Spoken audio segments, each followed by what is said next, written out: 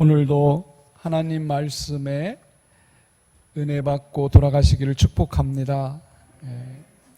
우리가 말씀 시작하면서 사무엘하 6장 21절을 한 번 더 다 같이 볼 텐데요. 다윗의 마음이 우리의 마음 같기를 원합니다.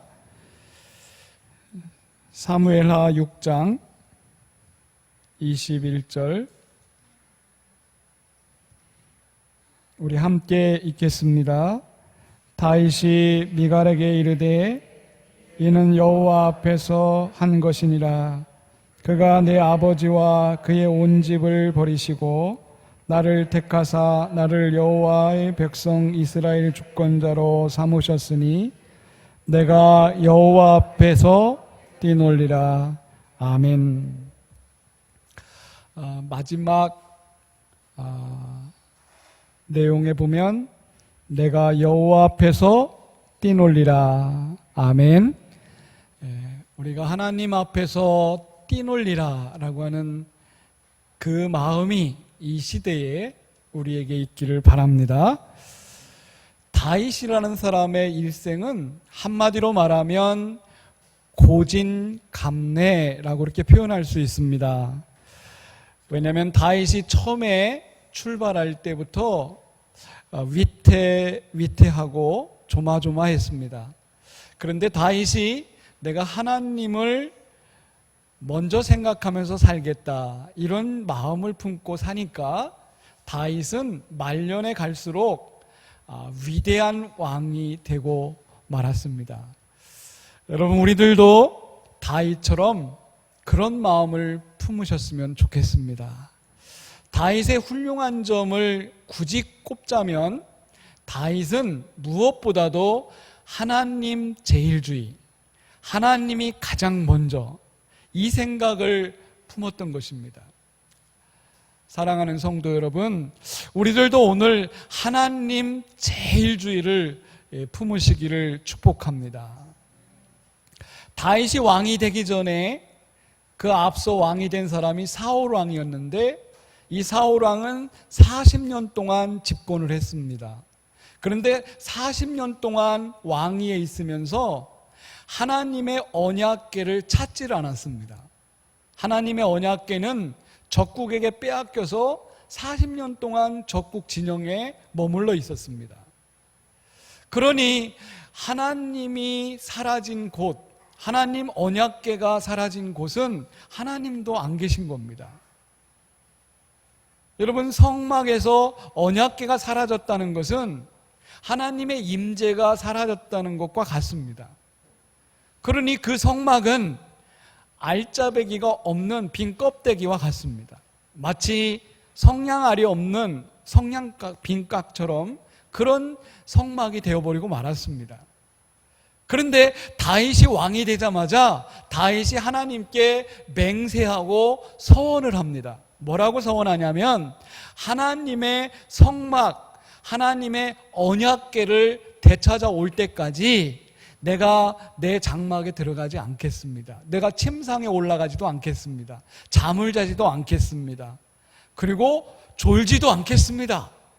여러분, 이러한 엄청난 서원과 맹세를 다윗이 하는 겁니다. 그리고 어느 순간에 하나님의 언약궤가 에브라임 산지에 있다는 것을 듣게 되었습니다. 여러분, 하나님의 언약궤가 어디 있다는 것을 알게 됐을 때 다윗이 취한 행동이 뭔지 아십니까? 무리 중에 3만 명을 선별해가지고 언약궤를 가져오도록 그렇게 명령을 합니다. 생각해 보세요. 국가적인 잔치를 하는 겁니다. 하나님의 빼앗긴 언약궤를 찾아오도록 백성들을 다 모아가지고 언약궤를 가져오게 명령을 하는 거예요. 오늘 시편의 이 시인은 이런 다윗의 마음을 뭐라고 표현했냐면 한마디로 다윗은 겸손하였다 이렇게 표현했습니다. 하나님을 생각하는 마음, 그것이 겸손이라고 표현했습니다. 성도 여러분, 우리도 하나님 앞에 겸손하시기를 축복합니다. 사람은요, 이 소리에 굉장히 민감하게 돼 있습니다. 지금 여러분들이 지금 설교를 듣고 계시지만 지금 소리가 여러분 귀에 들릴 겁니다. 이 소리에 따라서 내 삶의 환경도 바뀔 수가 있습니다. 여러분이 어떤 소리에 귀 기울이냐에 따라서 내 인생도 완전히 바뀔 수 있어요. 오늘은요, 하나님 말씀의 소리를 듣고 여러분의 인생에 놀라운 변화가 일어나기를 축복합니다. 코로나19 시대를 지금 살아가면서 우리는 제4차 산업혁명과 더불어 아주 소리를 예민하게 듣고 있는데, 이 소리들이 여러분 좋은 소리보다는 불행한 소리들을 많이 들어요. 낙관적인 소리보다는 굉장히 비관적인 소리를 우리는 지금 많이 듣고 있습니다. 그러면 이런 소리를 자꾸 듣다 보면 나도 모르게 거기에 빨려 들어가게 돼 있어요. 제가 얼마 전에 구입한 책 중에 2050 거주불능지구라는 책이 있습니다. 2050년대가 되면 이 지구에 사는 인간들이 거주하기가 참 힘들어지는 그런 세상이 올 것이다. 그렇게 예측하는 책입니다.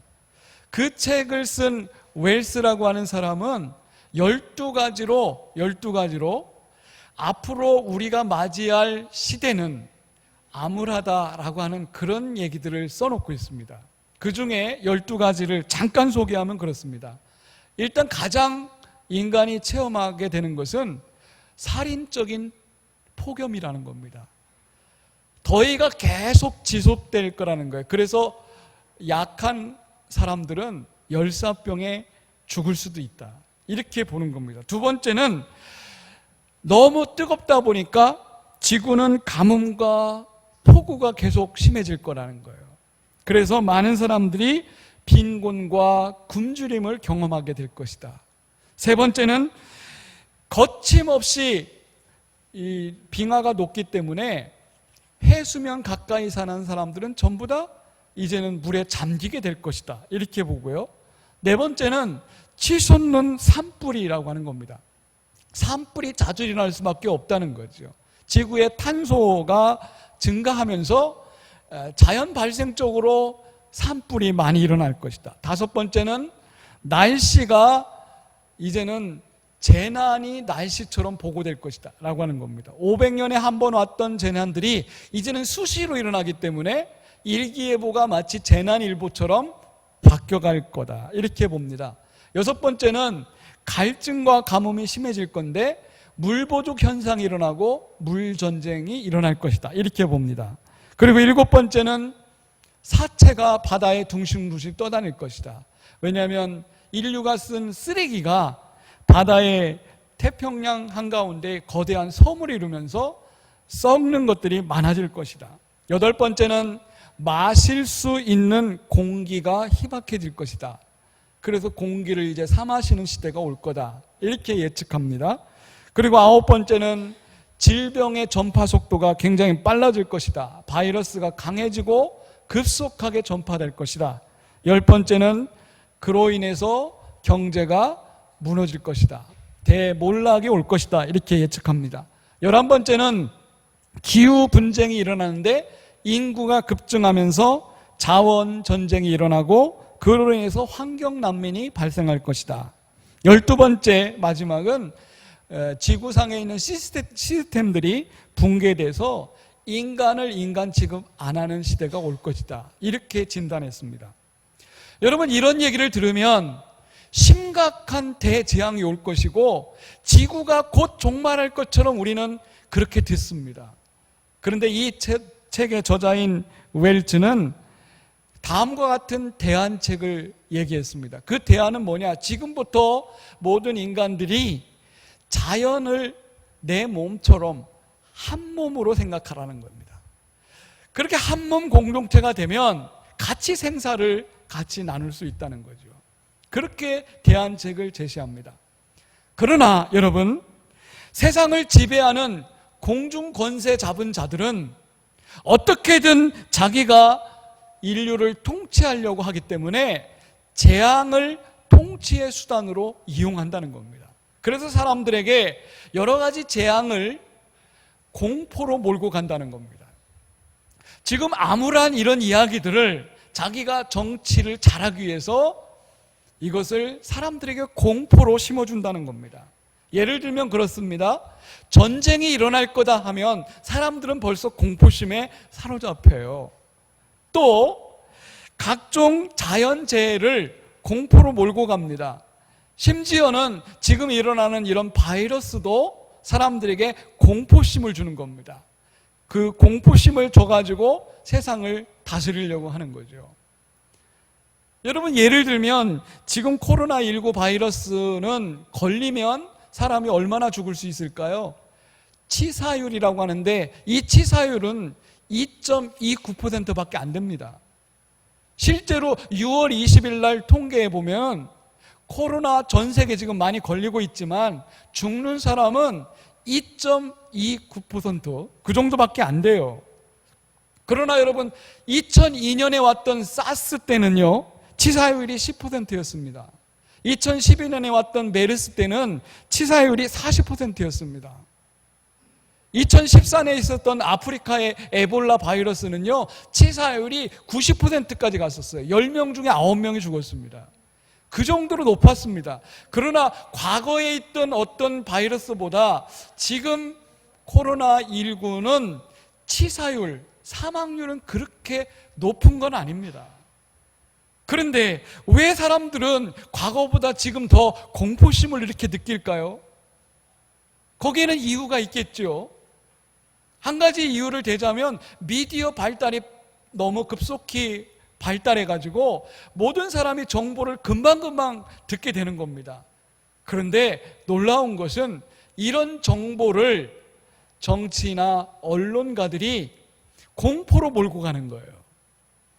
그거 걸리면 위험하다라고 하는 공포심으로 몰고 가니까 사람들은 꼼짝없이 거기에 저항하지 못하고 따라갈 수밖에 없는 그런 상황이 되고 마는 것입니다.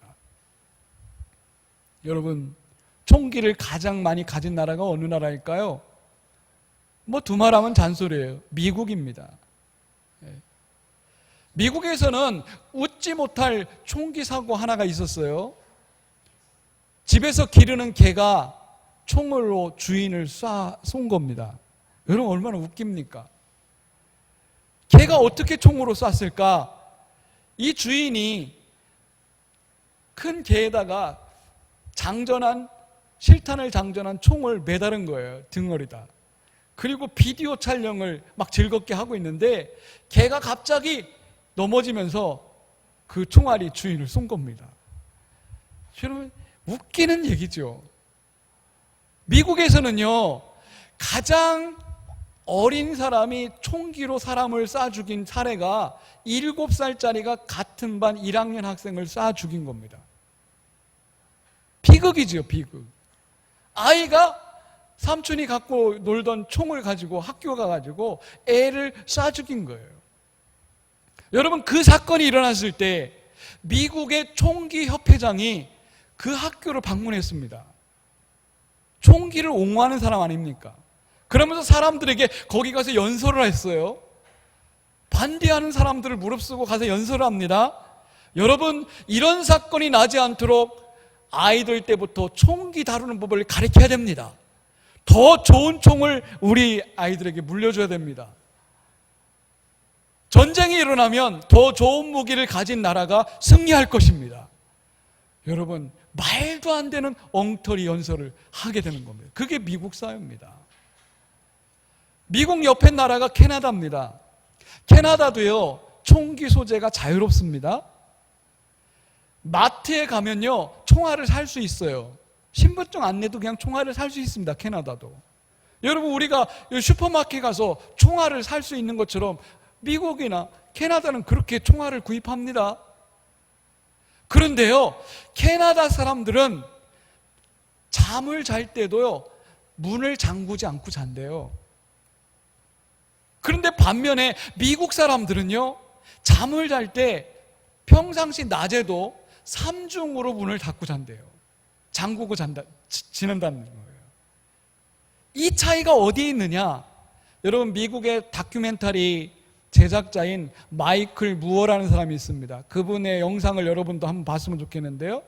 이분이 그걸 고발하는 겁니다. 도대체 미국이나 캐나다는 자타가 공인하는 기독교 나라인데 어떻게 기독교 나라가 두 나라가 이렇게 상반되게 총은 같이 같지만 이렇게 다르게 살아갈까? 그거를 다큐멘터리로 찍었어요. 그 내용에 보니까 이겁니다. 한 가지예요. 캐나다 사람들은 절대 공포 소리에 주눅들지 않는다는 거예요. 그런데 미국 사람들은 언론이든 정치인이든 백성들에게 공포심을 준다는 거예요. 무기를 소지해야지만 당신이 안전하게 살 수 있다. 무기 없으면 당신은 죽는다.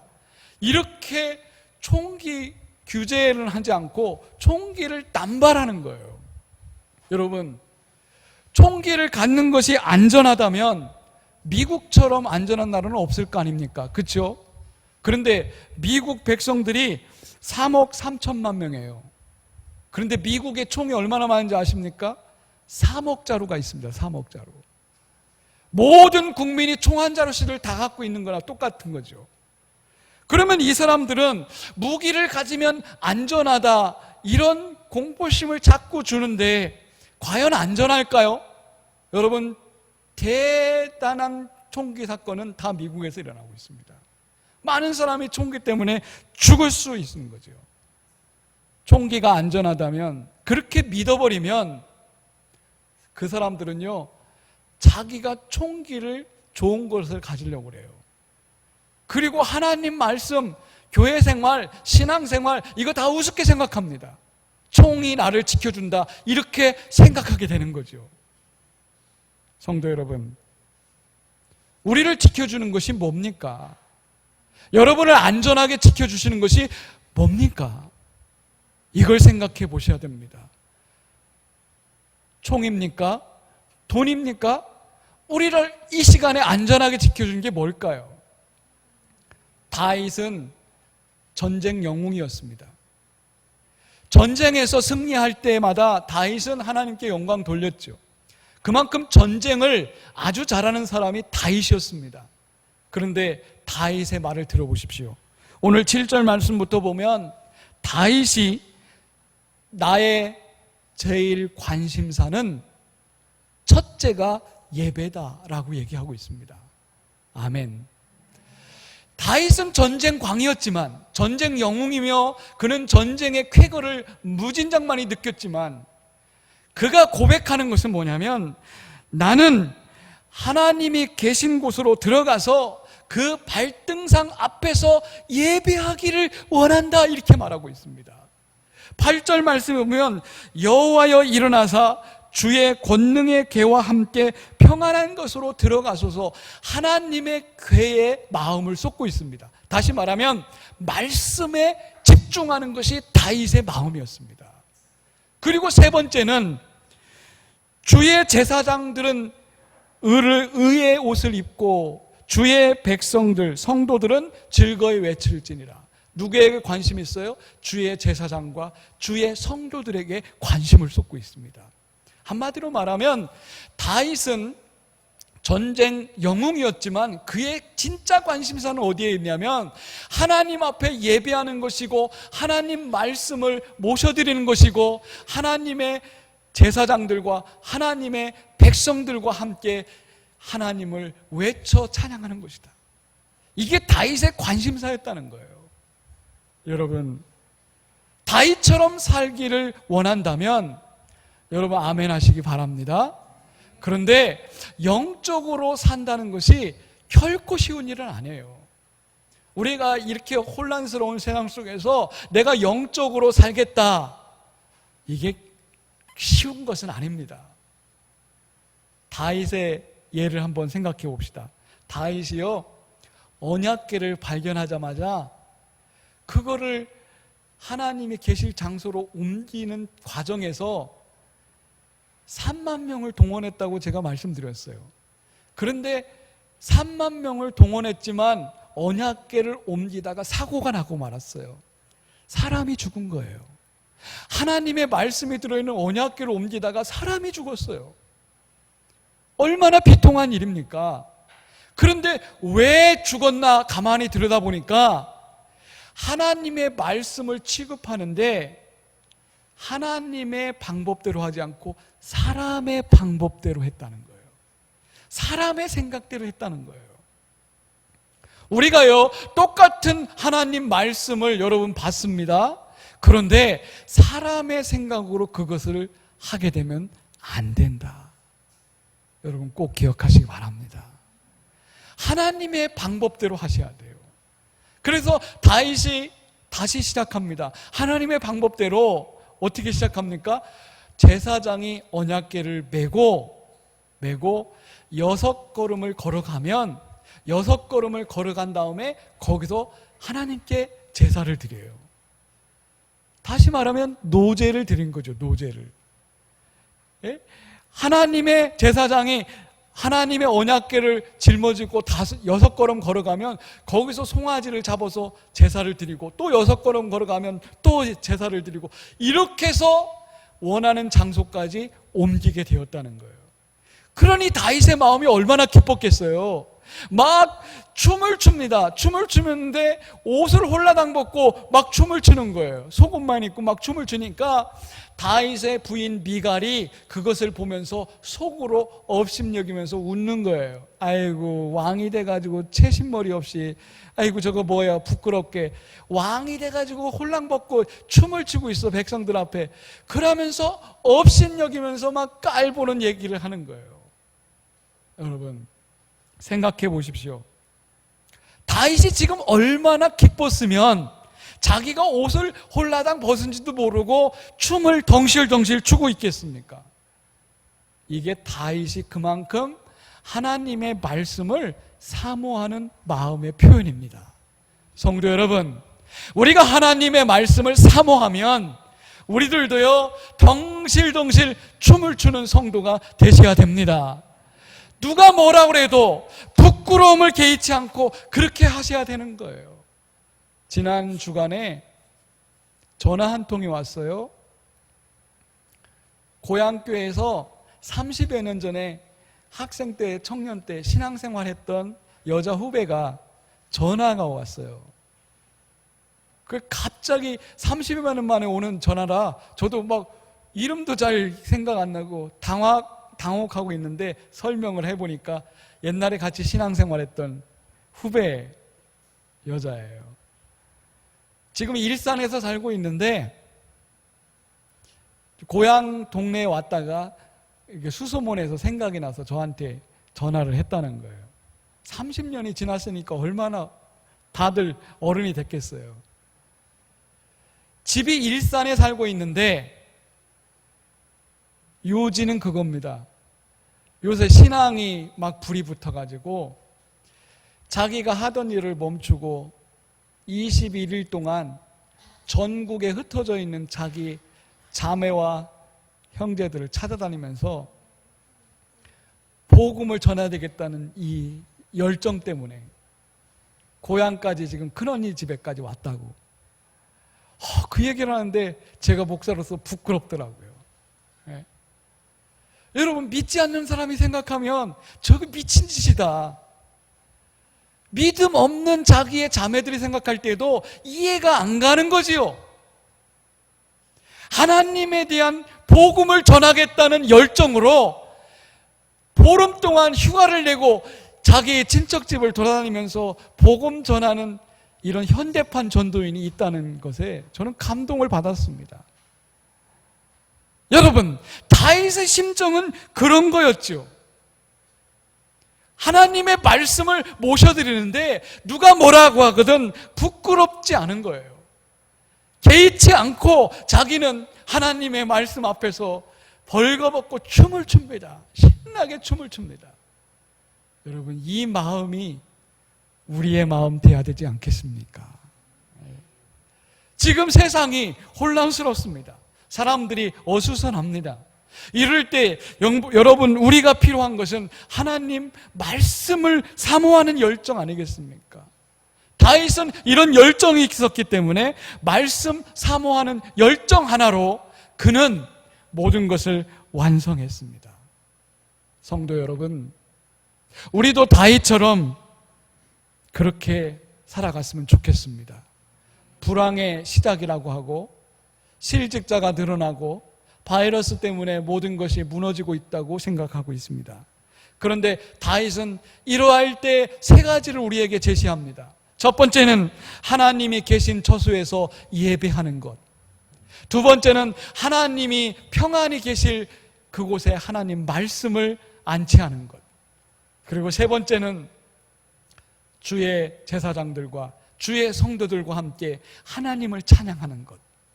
이게 다윗이 그린 마음의 다짐이었습니다. 우리에게도 이러한 것들이 일어나기를 축복합니다. 우리가 만나는 미래는 두 가지로 다가온다고 합니다. 한 가지는 예측한 미래가 우리에게 온다고 합니다. 또 한 가지는 내가 자원해서 자의적으로 만든 미래가 온다고 합니다. 그런데 코로나19가 닥치면서 예측한 미래가 다 빗나가고 있다고 합니다. 여러분, 코로나 처음에 올 때 각 나라는 이게 겨울이 지나면 끝날 것이다, 전부 다 그렇게 예측했습니다. 그런데 지금 여름이 한참인데도 끝나지 않고 있습니다.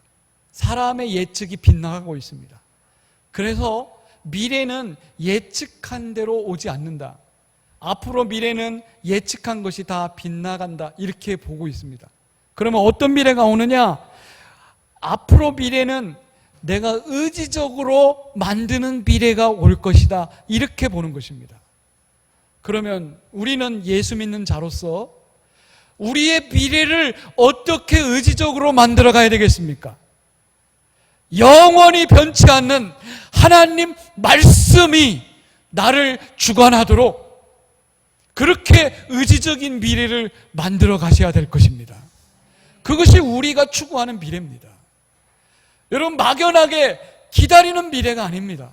이제는 의지적으로 내가 만들어가는 것입니다. 코로나19 발생한 직후부터 사람들은 인터넷 예배로 돌렸습니다.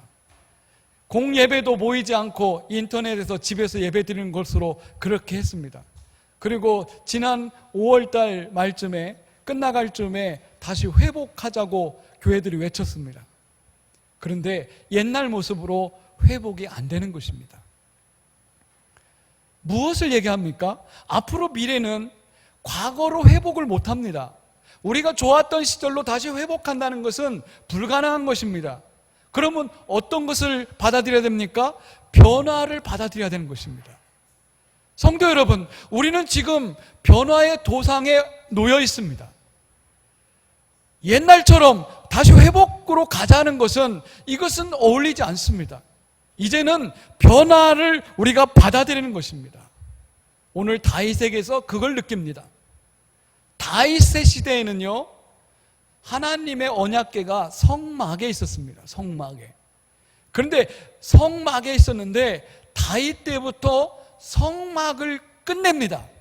그리고 성전을 짓고 성전으로 옮겨갑니다. 하나님이 계실 장소에 대한 패러다임이 바뀌는 겁니다. 다윗은 변화를 받아들였습니다. 그리고 그 변화에 따라서 하나님을 새롭게 모셔드립니다. 여러분, 우리도 지금 그 시대에 살고 있습니다. 지금까지 해왔던 어떤 것을 고수하는 것이 아니라 이제는 변화에 따라가야 된다는 것입니다. 여러분 보십시오. 우리 주변에 기독교 문화가 지금 바뀌어가고 있습니다.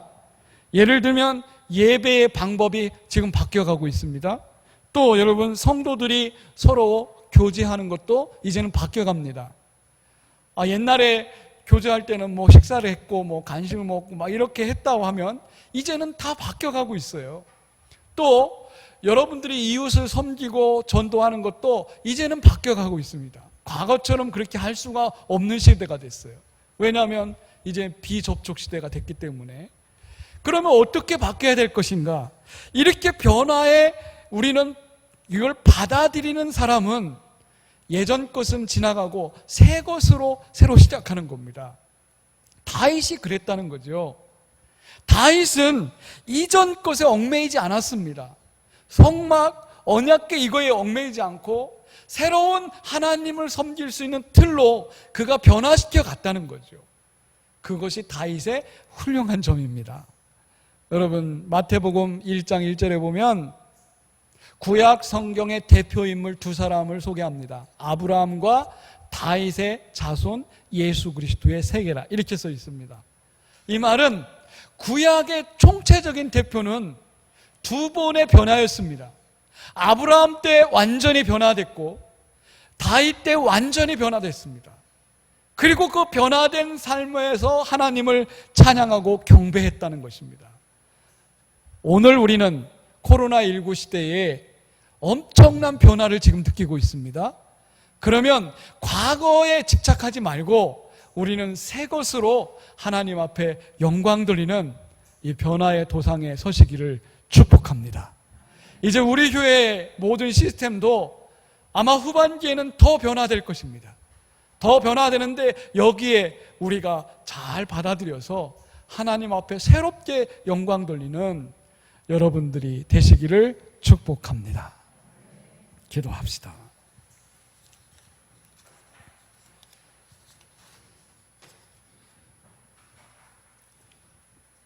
우리 피아노 반주에 맞춰서 우리 기도하겠습니다. 오늘 다윗 평전을 생각해 봤습니다.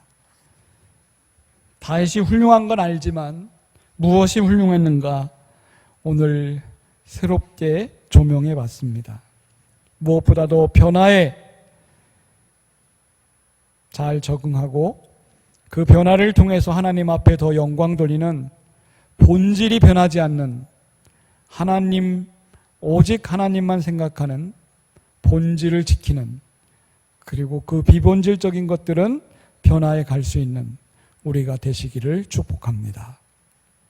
우리 조용히 각자 하나님, 제가 맹세하고 서원할 것은 다윗처럼 하나님 제일주의, 하나님 말씀주의, 하나님과 함께 동행하는 성도들과 함께하는 그런 삶 위해서 기도합시다.